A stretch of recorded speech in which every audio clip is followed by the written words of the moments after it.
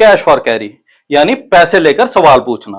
आप भी ये शब्द पिछले कुछ दिनों से सुन रहे होंगे क्योंकि ये शब्द टीएमसी की सांसद महुआ मोइत्रा पर लगे पैसे लेकर संसद में सवाल पूछने के कथित आरोपों के बाद सुर्खियों में है।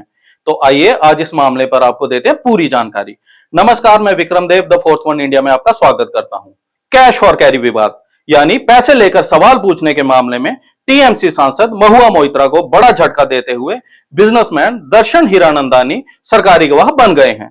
हीरानंदानी ने कहा है कि उन्होंने अडानी ग्रुप के बारे में संसद में सवाल उठाने के लिए टीएमसी सांसद महुआ मोइत्रा को पैसे दिए थे।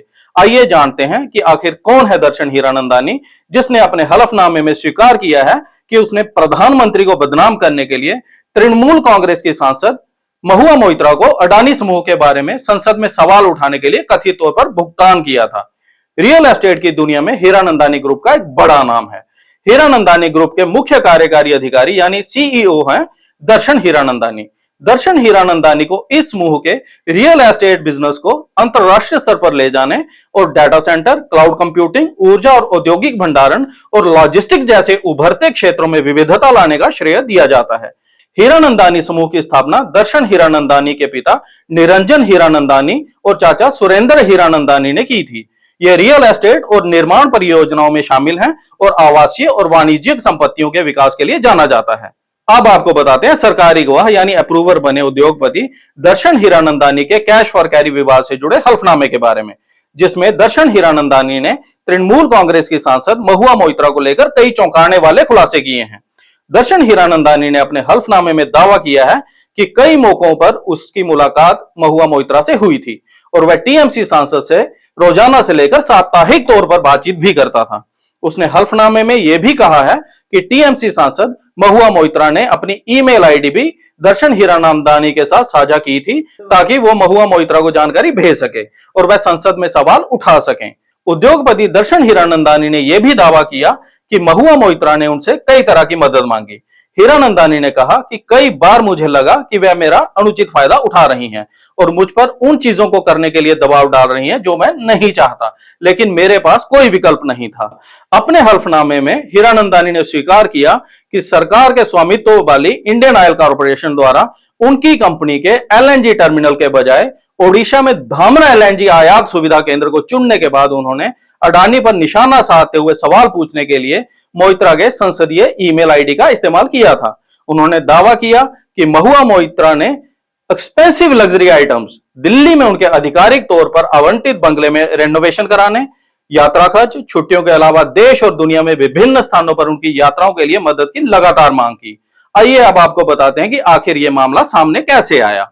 दरअसल इस सप्ताह की शुरुआत में ही भारतीय जनता पार्टी के सांसद डॉक्टर निशिकांत दुबे और महुआ मोइत्रा के अलग हुए साथी और वकील जय अनंत देहाद्री ने आरोप लगाया कि मोइत्रा ने संसद में सवाल उठाने के लिए उद्योगपति दर्शन हीरानंदानी से मदद ली है। इस पर महुआ मोइत्रा ने उनके खिलाफ दिल्ली उच्च न्यायालय के समक्ष मानहानि का मुकदमा किया है।